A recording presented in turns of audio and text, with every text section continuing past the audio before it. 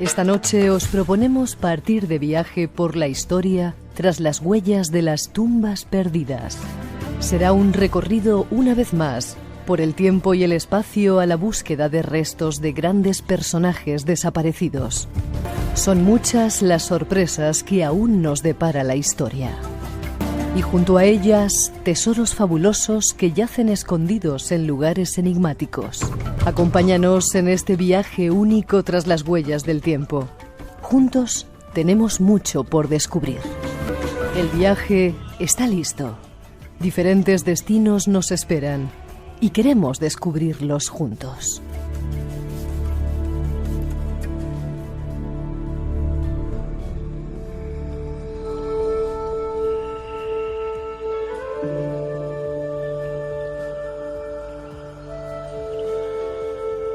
Ahí está esa introducción, las intenciones que tenemos para esta noche, parte de las intenciones. Ahora solo nos queda saludar a nuestro primer invitado, don Jesús Callejo. ¿Cómo está usted? ¿Qué tal, Miguel? Pues muy bien, muy buenas noches. Un placer que estés aquí. Hay un tema que queremos tocar. Nos vamos a la búsqueda de tumbas perdidas. Existen repartidas por todo el planeta cientos de tumbas perdidas. Mausoleos ignorados que cambiarían la historia de ser desvelados. Son muchos los que aún yacen bajo las tierras de este planeta, ocultando sus misterios y sus grandes tesoros. La de Gengis Khan o la de Alejandro Magno, o incluso la del emperador amarillo son tan solo un ejemplo. También la tumba de otro líder guerrero como Alarico se pierde en los recovecos de la historia. Este líder visigodo consiguió la proeza de saquear Roma en el 410 y llevarse consigo un importante botín. Después continuó asaltando varias ciudades de la península italiana. Durante el sitio de Cosenza, la malaria acabó con su vida. Para honrarle, sus generales realizaron una auténtica obra de ingeniería. Miles de esclavos trabajaron para elevar un muro que desviara el cauce del río Busento. Cuando el agua se apartó, los restos de Alarico, junto con gran parte de su tesoro, fueron enterrados. Posteriormente se derribó el muro para que el río guardase para siempre a su líder. Por supuesto, todos los esclavos que trabajaron en el lugar fueron sacrificados para impedir que desvelaran la tumba. En la actualidad, un puente con el nombre del guerrero cruza el mismo río en el lugar que se supone reposan sus huesos. Como esta historia, existen otras muchas que guardan el misterio de grandes personajes. ¿Te ha gustado la introducción de la historia de Alarico? Por supuesto. Además, es verdad que es uno de esos personajes totalmente emblemático, uno de los grandes reyes godos, ¿no?, que muere en ese año, en el 410, y bueno, pues fíjate, también, bueno, el ser rey godo tenías muchas posibilidades de morir. En este caso muere como consecuencia de una batalla. Lo normal es que murieras envenenado, en fin, así se las gastaban los reyes godos. Pero lo curioso del enterramiento de Alarico, además muy bien narrado, es que busca precisamente la forma de no ser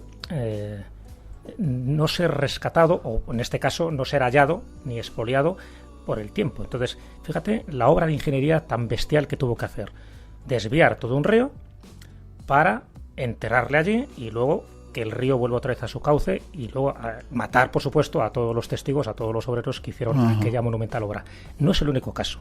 ¿No? El caso de Alarico fue uno de ellos, pero unos años después... Es una idea genial, ¿no? Claro, exactamente, sí, porque tú a la hora de enterrar a alguien, bueno, pues dices, vale, hay dos grandes problemas, que es buscar un lugar adecuado. Pero lo mejor es incinerarle y tirar las cenizas, pero claro, estás hablando de un gran líder guerrero, entonces necesitaba también un sepelio a la altura de las circunstancias, no se le puede tirar ahí como una escoria. Y lo que hace es tremendo, claro, evidentemente solo al alcance de reyes o de gobernantes poderosos. Bueno, pues algo parecido hace unos años después Atila, el rey de los hunos. También cuando muere en el año 453, no se le ocurre otra cosa que utilizar un sistema muy parecido. Lógicamente, en el caso de Alarico era el río Busento, al sur de Italia. En el caso de Atila nos tenemos que ir a Hungría. Y ahí lo hace con, bueno, una leyenda dice que es en el río Tuxa, otros dicen que sería en el Danubio, pero con el mismo procedimiento: hacer unos diques para separar las aguas del cauce natural, enterrarle allí con sus tesoros. Y lo bueno de Atila es que se le entierra además en 3 sarcófagos distintos. Eso es lo que dice la leyenda. uno de hierro, otro de plata y otro de oro, y además se le entierra con todo su ajuar, y parte de ese ajuar, ¿sabes lo que era? Era la espada que se le atribuía al dios Marte, es decir, la espada de Dios, tal como dicen las leyendas húngaras. Así que el azote de Dios, como era bautizado Atila, también tenía la espada de Dios directamente, dice, procedente del cielo y del dios Marte. Y la otra forma también, o sea, un elemento muy parecido de enterramiento, lo utiliza Gengis Khan. En el año 1227, también en el río Onon, en lo que sería Mongolia, también la misma historia, obra de ingeniería absoluta.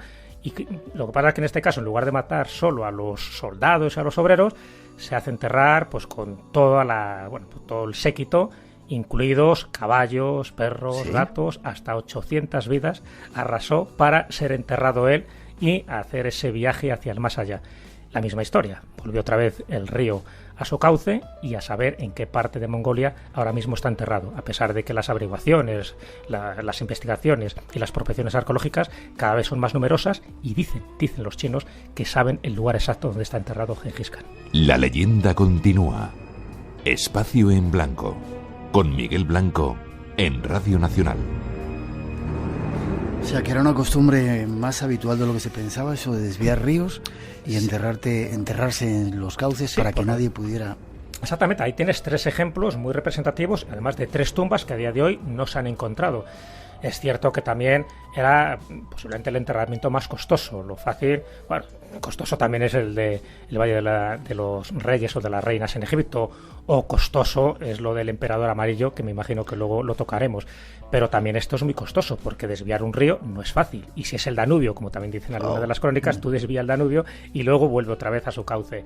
Pero bueno, era algo solo al alcance, ya digo, de esta gente, que tenía una gran ingeniería civil y militar para hacer este tipo de grandes construcciones, aunque luego la idea es que no se detectara en el terreno que esa tumba estaba allí, porque el miedo que tenía cualquier gran líder de estas características es que fuera saqueada su tumba, que sus tesoros con los que eran enterrados fueran saqueados, porque de alguna forma robar algo de ese ajuar funerario era como robarle algo a él en ese viaje hacia el más allá, que es un poco la misma mentalidad que tenían los egipcios.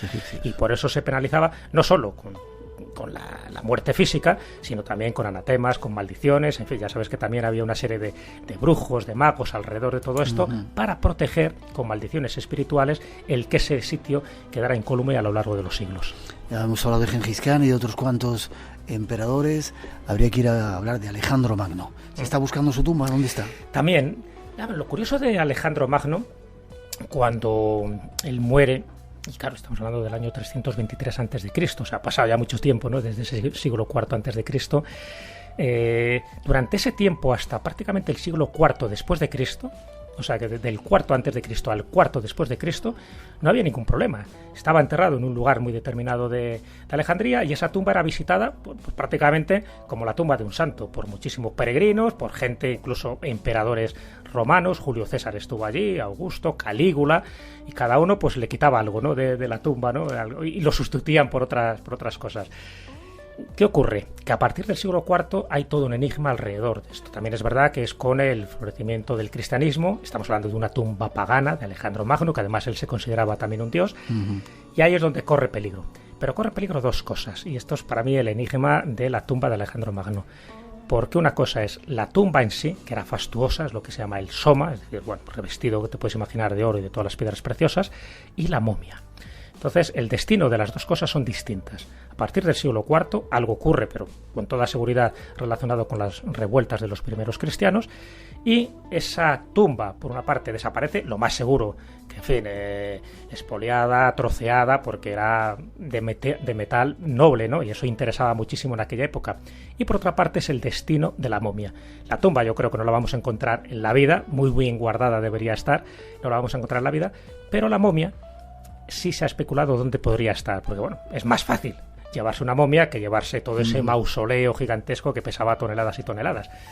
Y una de las teorías más rocambolescas, que posiblemente por ser tan absurda a lo mejor es cierta, es la que postuló hace unos cuantos años un semi-historiador, Andrew Chugh, británico, que él decía, por los datos que él había recabado, que en aquella época, alrededor del siglo IV, siglo V, hacen un cambiazo. Es decir, para preservar la momia de Alejandro, lo que hicieron era cambiarla por la momia de San Marcos. Y al que llevan a la Basílica de San Marcos no sería al santo cristiano, sino que sería la momia de Alejandro. Dice este investigador que es muy fácil comprobarlo. En el momento que se haga una pequeña prueba del carbono 14 hay una diferencia ahí sustancial de 4 siglos, o sea que se podría saber por lo menos, nunca si es de Alejandro Magno, pero sí por lo menos si pertenece a alguno de los personajes de esa época. Nunca se va a hacer, me imagino, esa investigación, pero bueno, no deja de ser chocante. Y a partir de ahí pues han barajado muchísimas ubicaciones donde podría estar siempre la momia. Por supuesto, el Soma, el mausoleo, ha desaparecido, ha pasado mejor vida y algunos habrán enriquecido con eso. Saltamos a China, el emperador chino, otro gran personaje con una supertumba, ¿no? Que creo que se tiene localizada. Sí, esa se tiene localizada, una supertumba y un superego, ¿no? Porque el gran emperador amarillo, Qin Shi Huang, era una persona que, bueno, lo podía todo, era prácticamente, después de los dioses, el que más poder tenía en aquella zona, ¿no? del planeta, hasta el punto que una mirada suya hacía temblar a cualquiera porque su vida corría peligro. Claro, alguien que tiene tanto poder, estamos hablando del emperador amarillo, de un personaje del siglo III a.C., que es el que manda construir la muralla china, entre otras fastuosas obras.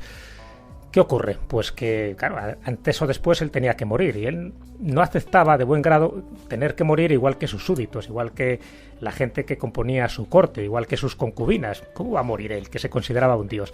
Entonces estuvo buscando casi toda su vida una especie de elixir de la eterna juventud, la fuente de la inmortalidad. Iba rastreando, no solo él, en fin, a todos sus consejeros, que buscaran en los 4 puntos cardinales de su imperio aquella planta, aquella sustancia, aquel procedimiento alquímico que le hiciera permanecer toda la vida aquí, ¿no?, en el planeta. Bueno, pues tantos potingues probó que uno de esos murió. Al final, lo que intentaba evitar lo aceleró, ¿no? Y él muere en el 210 a.C., pero ya durante 30 y tantos años había ido preparando este gran mausoleo, ¿no?, digno de un gran emperador como él. Se sabe perfectamente dónde está. De hecho, se ha encontrado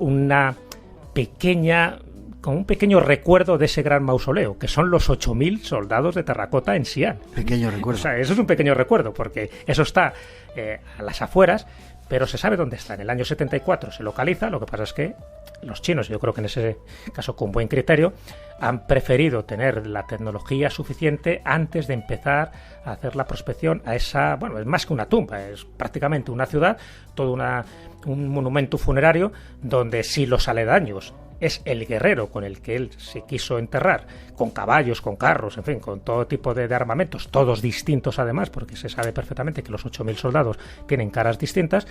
¿Qué nos podemos encontrar en ese mausoleo? Debe ser increíble, ¿no? Increíble. Lo que nos ha llegado, que además son de historiadores de la dinastía siguiente, de la dinastía Han, bueno, lo que nos han dicho allí es que hizo una reproducción prácticamente de todo, de todos sus imperios. Una reproducción de los ríos, de los océanos, de la bóveda celeste, con mercurio, claro, porque el agua antes o después se hubiera desaparecido, con mercurio, con trampas, además, con ballestas que se disparan de forma automática en el momento que pasas por un determinado lugar, en fin, un poco como lo de la película Indiana Jones, pero esto sería la realidad.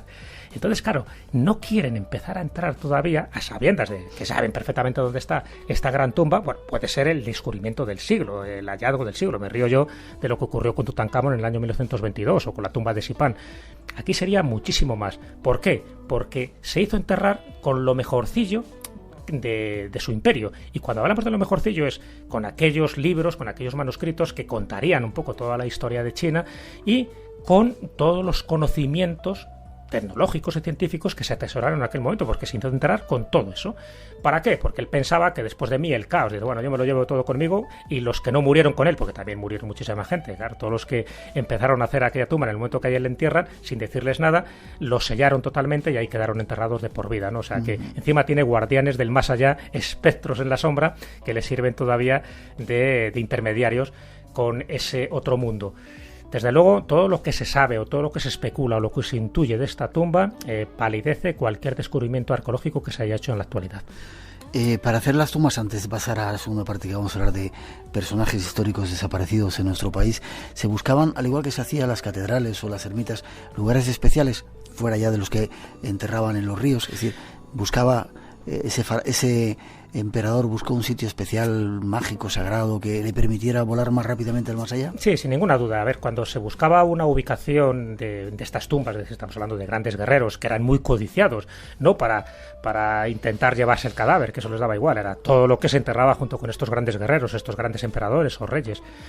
Se buscaba por dos razones. Una, por cuestiones estratégicas, la de los ríos estos que he comentado, evidentemente, si no quieres que deje huella, y la otra es cuando da igual que sepas dónde está enterrado, porque evidentemente no lo vas a ocultar, que es lo que pasa en Egipto y lo que pasa en otras tumbas.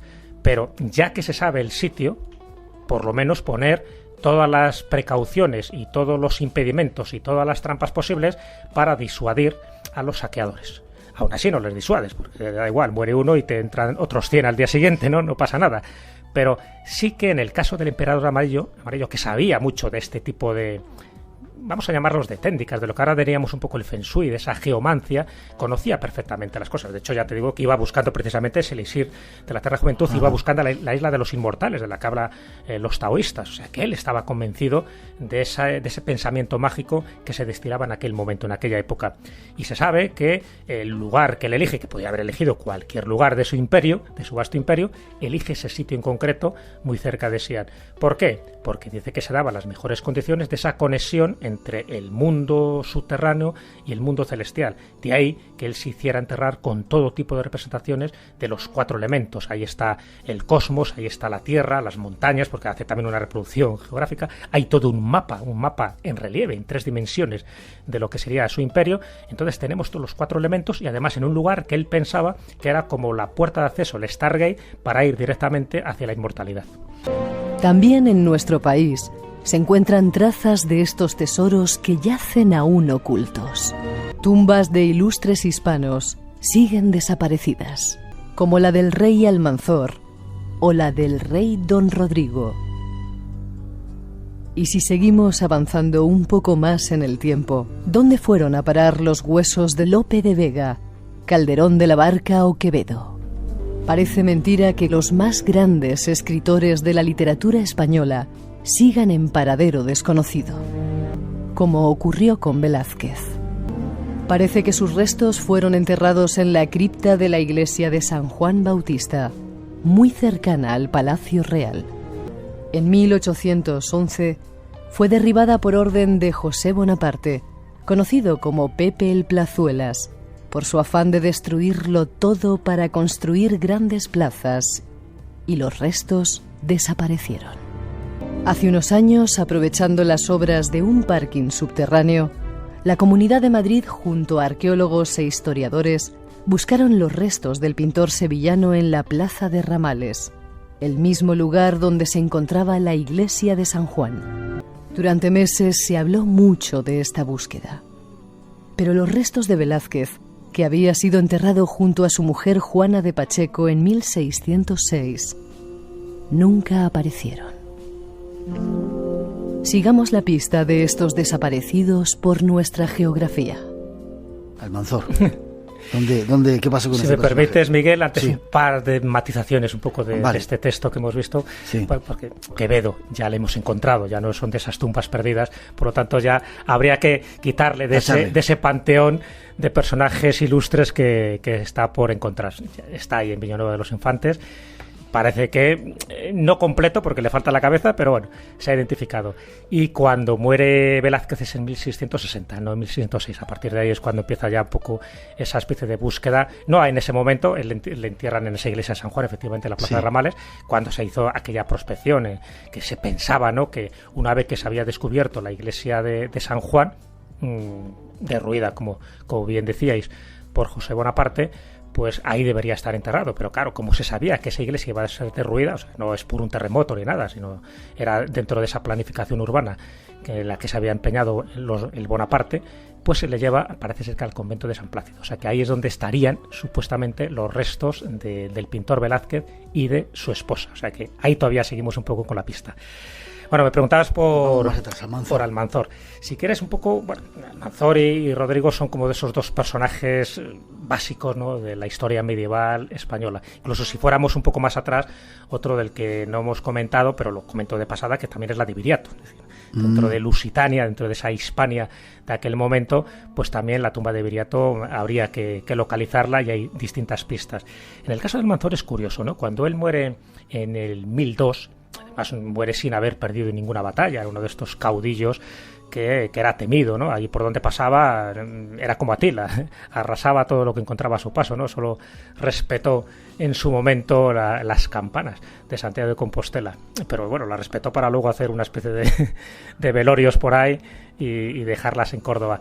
Lo curioso de Almanzor es que una vez que él fallece, además no muere de repente, sino que es a consecuencia de unas heridas de una batalla, se sabe que hay como dos posibles ubicaciones. Por supuesto, cualquier arqueólogo que quiera hacerse rico, que quiera ser famoso y pasar a la posteridad, ahí tiene una serie de pistas que le estamos dando en este programa. Espera, que están apuntando ya los cuantos.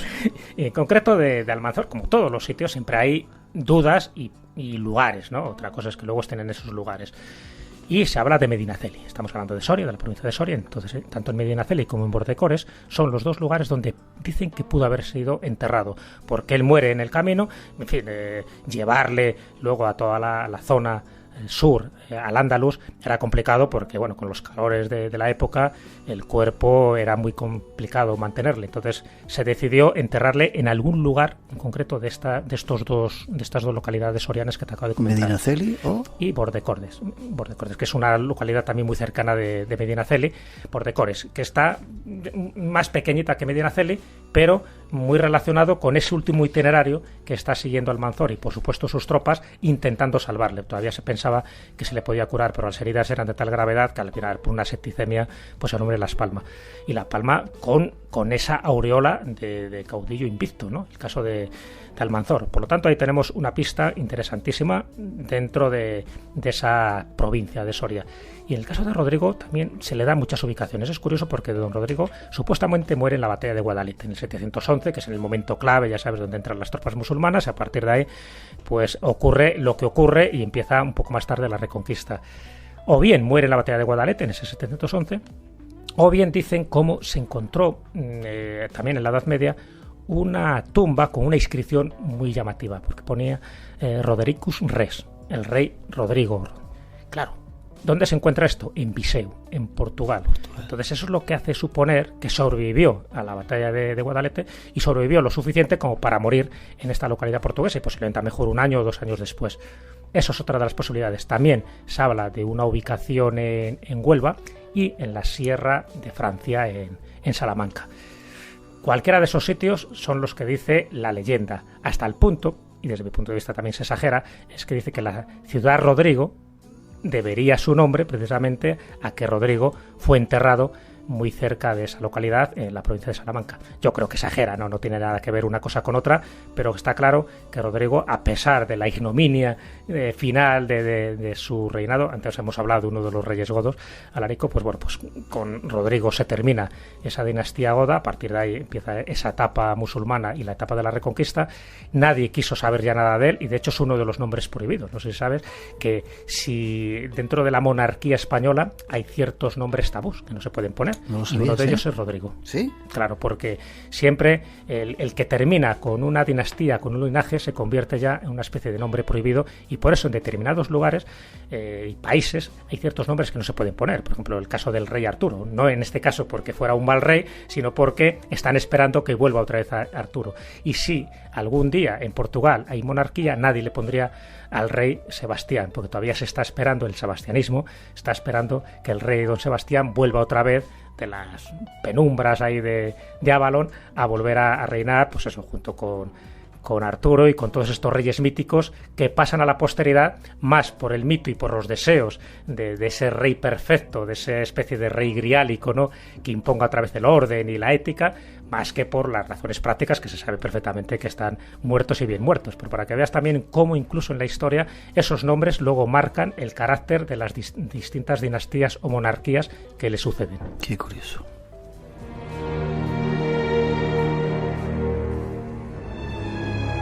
Vamos a los ilustres españoles de las letras. Calderón de la Barca. ¿Se sabe dónde está? Sí, también se sabe dónde está. Es curioso porque tanto en el caso de Lope de Vega como de Calderón de la Barca también nos ocurre algo parecido a lo de Cervantes. Sabemos dónde está, es decir, sabemos el templo religioso, la iglesia dónde está, que es Nuestra Señora de los Dolores, pero no sabemos el sitio exacto, una vez más. Es decir, es como si toda la iglesia, igual que pasaba con el convento de las Trinitarias, se convirtiera en un cenotafio, es decir, un lugar gigantesco donde en algún sitio concreto, ahí está, en este caso, los huesos de Calderón, que además él muere en 1680, y por cierto es cuando técnicamente se terminaría el siglo de oro, curiosamente, ¿no? Con él ya se termina un poco todo ese esplendor de ese siglo de oro tan prodigioso en las letras españolas. Pasó por distintos itinerarios sus huesos, en fin, tuvieron un deambular bastante tétrico, ¿no? Porque esto de estar desenterrando y enterrando de nuevo, pues como no era muy agradable. Y al final, el último lugar donde va es esta iglesia de Nuestra Señora de los Dolores en la calle San Bernardo, en Madrid.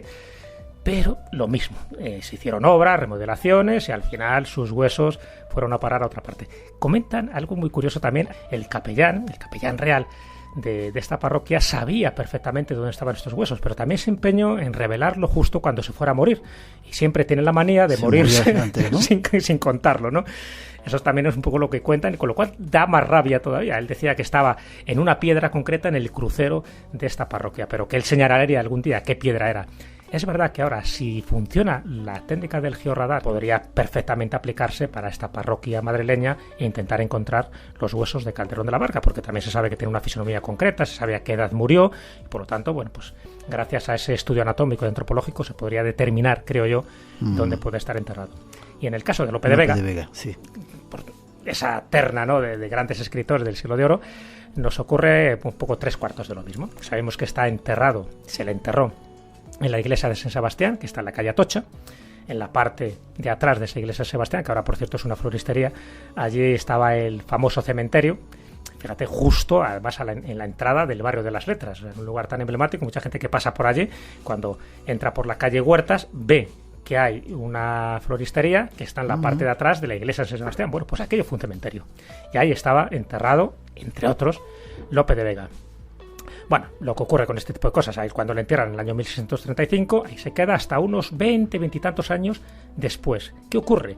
Que se muere la hermana del párroco de la iglesia de San Sebastián. Entonces, como no había mucho sitio, pues dijeron, bueno, pues este que era un poeta muy conocido, pero ya después de 20 y tantos años, como que ya su fama se había devaluado un poquillo. Entonces, quitan sus huesos para enterrar a la hermana. No me digas. Exactamente. Entonces, y sus huesos van a pasar a un osario común.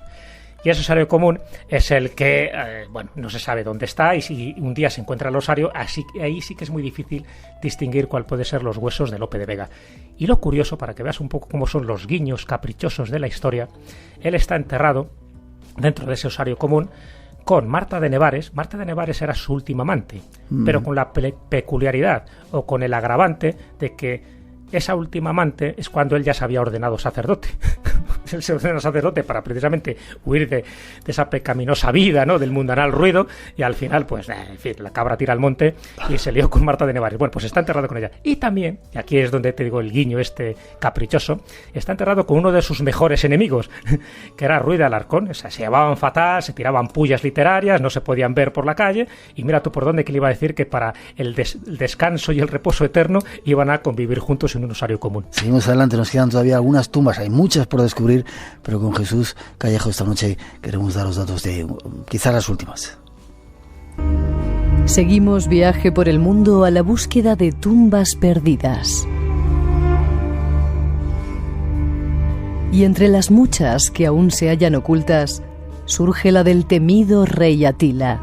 Atila, nacido en la Panonia rumana en el año 395, fue elevado a la categoría de emperador de su pueblo en el año 440 después de Cristo.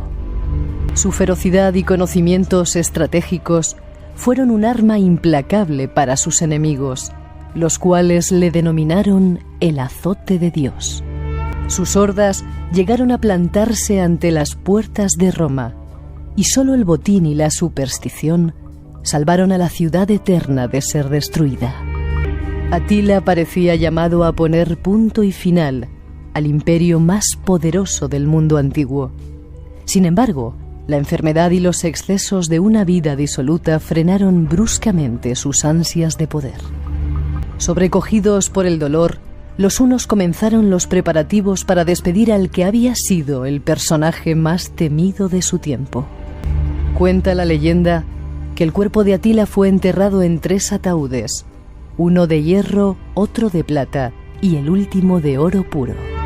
Algunos guerreros de su guardia personal se ofrecieron voluntarios para buscar un lugar seguro, en el afán de que nadie descubriera jamás la tumba de Atila. Estos fieles custodios, junto a sus mejores generales, se suicidaron gustosos para que no se desvelara el misterio. El sepulcro de Atila, como el de tantos otros líderes de la antigüedad, todavía no se ha descubierto. Estaba la historia de Atila, que estabas al principio hablando de ella. Es curioso por eso, porque muchos de estos casos que estamos analizando evidentemente forman parte de la historia del pasado, que además es muy bueno conocerlo, porque bueno, algunos tenemos restos, hay tumbas y bueno, pues no deja de ser también mausoleos para aquellos románticos también de la historia que puedan visitarlos, incluso algunos pues hasta les puedan ofrecer algunas flores o algún tipo de ofrenda. En este caso, claro, no se puede hacer porque son tumbas perdidas, desaparecidas, pero cada cierto tiempo aparece un nuevo hallazgo. Algún investigador que tiene una nueva teoría o ciertos arqueólogos que dicen haber descubierto alguna tumba. Pasa con cierta frecuencia con la de Alejandro Magno, pasa con cierta frecuencia con la de Gengis Khan y pasa también con esta de Atila. Con la de Atila. Como te decía al principio, volvió otra vez a resurgir el interés. La pena es que aquí en España prácticamente no se divulgó esta noticia, pasó sin pena ni gloria. Se da a conocer que unos obreros, mientras están haciendo un puente sobre el Danubio, un nuevo puente sobre el Danubio, la ciudad de Budapest, en Hungría, bueno, pues lógicamente hay que hacer una serie de obras, hay que hacer unas catas, unas excavaciones, y ahí encuentran una tumba. Pero claro, no una tumba cualquiera, sino una tumba fastuosa. Las dos cosas que les llama la atención, primero es que es una tumba del siglo V, siglo VI, por lo tanto estamos hablando de la época muy relacionada con los hunos. Y luego era una momia con toda su vestimenta, con todo su ajuar, lleno de joyas, con sus armas, y dentro de esas armas una muy especial, que era una espada. Entonces, claro, los arqueólogos, que ya saben un poco de qué va esta historia, vamos a decirlo así, oculta del rey Atila, es que todo indicaba lo de blanco y en botella, que era una tumba de un gran personaje huno. Claro, los hunos duraron lo que duró el carisma y la vida física de Atila. Así como otros imperios permanecen después de que muere su líder, pues pasa a sus hijos o pasa a sus generales. Aquí no, tenía tal poder, tal carisma, que cuando él muere en el 453, adiós Imperio I, si es que lo podemos llamar imperio. Y luego lo interesante de esta noticia, si se confirma que al final es verdad, es decir, que estaría en este río. La verdad es que un poco la otra leyenda decía que estaría en el río Tuxa también, que desviaron el río, pero bueno, podría haber sido o el Tuxa o bien el Danubio. Para el caso es lo mismo. Si se descubriera y se demostrara que fuera así, se desvelaban dos enigmas históricos. Por una parte, la ubicación definitiva de la tumba de Atila, lo cual eso es muy importante para ese periodo histórico. Y segundo, dentro del componente mágico, que ya sabes que a mí también me gusta analizar y que normalmente no utilizan las crónicas, es que si apareciera su espada era algo más que una espada. Porque bueno, hay una serie de historiadores que comentan que esa espada a él le llega de una forma providencial, de un origen meteorítico. Eso es lo curioso, porque sería una espada hecha con un meteorito de hierro. Algo que viene del cielo. Claro, exactamente. ¿Y a quién se le atribuyó? Al dios Marte. Entonces él decía que tenía el gran poder de vencer a sus enemigos porque enarbolaba la espada de Dios. Así que el azote de Dios con la espada de Dios hacía que no creciera la hierba por donde él pasaba. Cuando él muere, se le entierra con su espada y por lo tanto es como la lanza del destino. Al final su destino físico también desaparece y le entierran con el objeto de poder, que era su auténtica espada. Por lo tanto desvelaríamos dos enigmas y al final la noticia se confirma.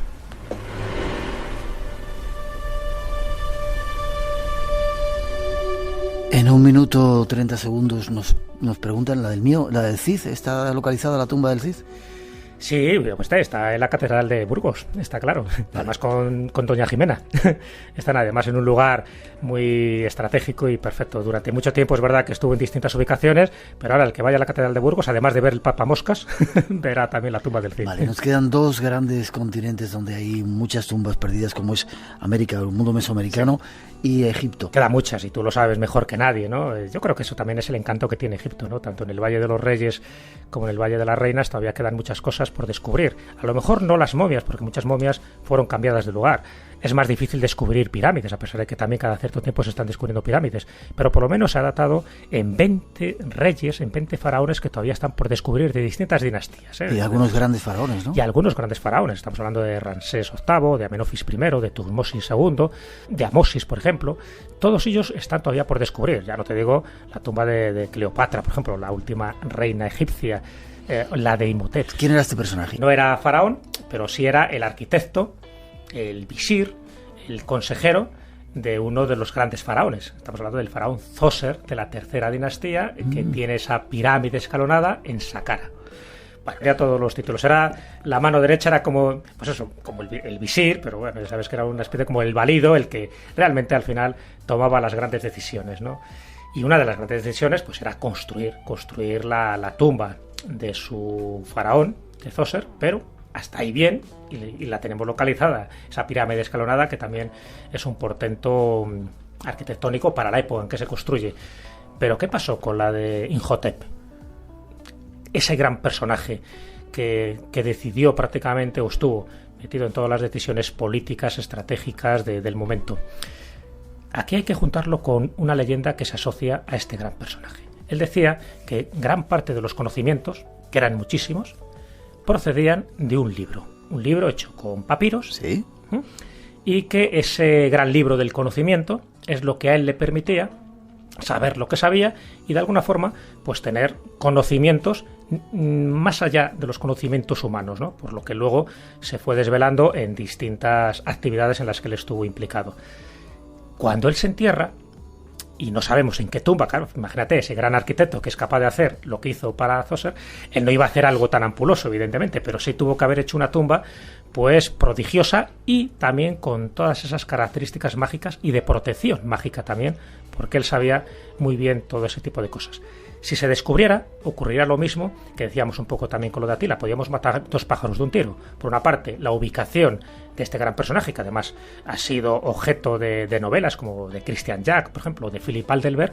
Han hecho novelas cuyo protagonista es Imhotep y con todas estas especies de conspiraciones de palacio al que se le atribuyen. Y si se encontrara este libro, descubriríamos si realmente era verdad lo que dice la leyenda y qué es lo que contendría este libro. Es una especie como de gran vademecum, de mamotreto, de enciclopedia, de los conocimientos, no solo conocidos, sino hasta de los prohibidos, por decirlo así, los conocimientos ortodoxos y heterodoxos, porque la otra parte de la leyenda, el fleco de la leyenda, es que dice que ese libro no lo escriben, sino que es un libro entregado. ¿Entregado por quién? Por los dioses. Con lo cual, imagínate lo que nos podíamos encontrar ahí. Qué curioso. ¿No hay trazas que puedan centrar un poco la búsqueda? La búsqueda estaría por Saqqara, pero bueno, ya sabes que esa zona de Saqqara es amplísima. Está claro que él no parece que fuera ni a Alejandría, ni a Abu Simbel, ni a ningún sitio de esos. Es decir, es su territorio, que era la época además de influencia en la que él vive, en esa tercera dinastía, era Saqqara. Ahora, en Saqqara se han encontrado muchísimas cosas, muchas mastabas. Posiblemente tuviera más el aspecto de mastaba donde él estuviera enterrado, además con ciertos laberintos, en fin, con ciertas trampas para que no se localizara. O, como dice también otra especie de leyenda, que al final ni siquiera él fuera enterrado, sino que al final trascendió, es decir, que conociera los mecanismos, los secretos, para ni siquiera quedar un cuerpo físico, sino que de alguna forma se desmaterializara, se volatilizara. Bueno, sí, eso es demasiado fantástico, pero para que te des cuenta de la cantidad de prodigios que se aunan alrededor de una sola persona, que eclipsa a su faraón.